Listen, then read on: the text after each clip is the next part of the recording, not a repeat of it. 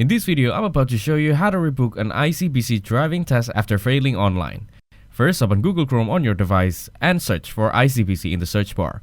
Next, click on the first link to reach the official website of the ICBC.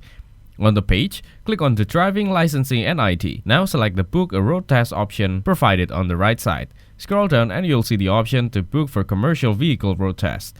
If you fail a road test, you can take a retest after the applicable waiting period. For passenger vehicles and motorcycles, the waiting period is 14 days after your first test, 30 days after your second test, and 60 days after your third and subsequent test. For commercial road tests, it's 14 days after your first test and 30 days after your second and subsequent test.